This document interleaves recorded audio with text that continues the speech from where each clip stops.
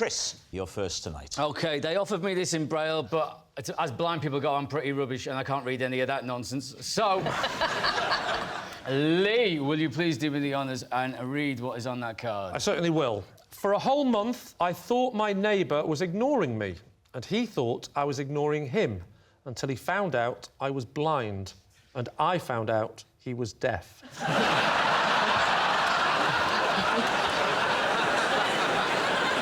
David's team. So, he's your next-door neighbour, is that right? Do you need me to read it again? He's my neighbour, David. Right. There's 3 flats. I live in the middle, and he lives on the bottom. And who lives upstairs? A policeman. And he can't speak.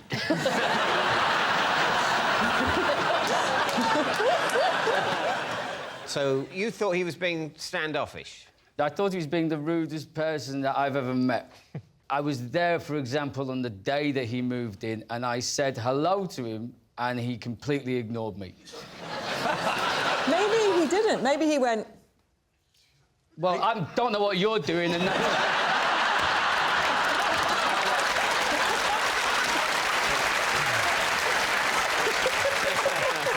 Gabby, you have perfectly highlighted exactly what probably happened. So, he's deaf, Yes. but he can see. Yeah, otherwise he'd be in real trouble, really. Just because, wouldn't he see you saying hello to him? Over the course of a month, there were separate incidents where we each thought the other was being rude. So, the first time that he was moving in, he was carrying boxes into the house, and I was halfway up the stairs.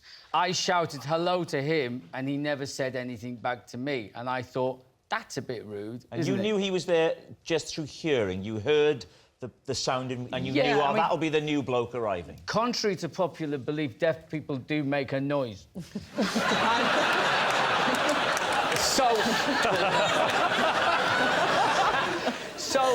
But other occasions, I would be outside, like, doing something with the car.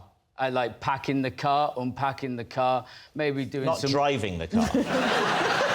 No, me wife has to do that for entirely legal reasons, Rob. I reckon I could probably do the motorways if they had them things off the bowling alley down the side. A number of times, he'd come back to the flat and he'd, like, waved and smiled at me, and I'd not known he was there and completely blanked him. And then I'd heard him walk past and I'd shouted hello to him, but I was talking to his back then, and he never answered me. And this went on for quite a while, really. How did it resolve itself? Yeah. Did the policeman intervene and sort? I called the police and he came down. Yeah. And then I had a hunch he must be deaf. I guessed that was the only possible, plausible option. I'm exactly like that with my audiences when they're not laughing. I actually bumped into his mum, who was visiting, and I said, like, he's deaf, isn't he? And she said, yeah. That's a bold opening gambit. We have each other's mobile numbers now, and so we're able to Hang on, send... let me think about this for a second. How does he answer the phone? We have text messages, Lee.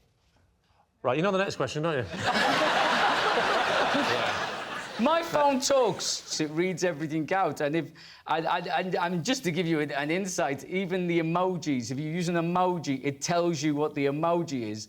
And the smiley face, the main smiley face, specifically for blind people, that one is called smiling face with normal eyes. Yeah.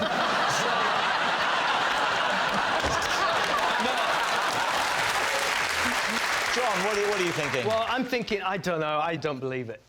You think he made that up? It is plausible, it is plausible. OK, we're going to say true. Right, they're saying it's true.